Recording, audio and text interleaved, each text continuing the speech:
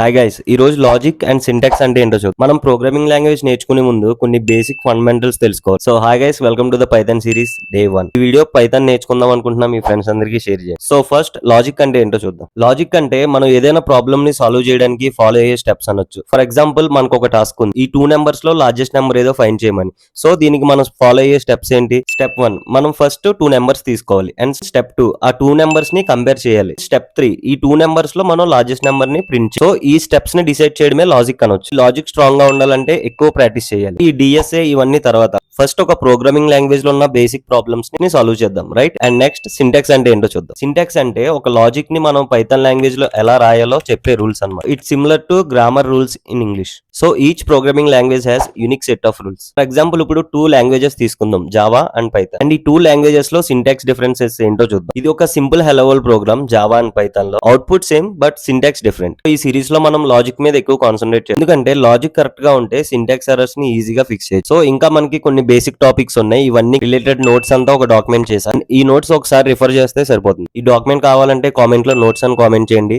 నేనే నీకు డిఎం చేస్తాను. సిరీస్ మిస్ అవ్వకుండా ఉండాలంటే ఇప్పుడే మన ఛానల్ ని సబ్స్క్రైబ్ చేసుకోవడం మర్చిపోకు. సో డే 2 లో కలుద్దాం. బాయ్.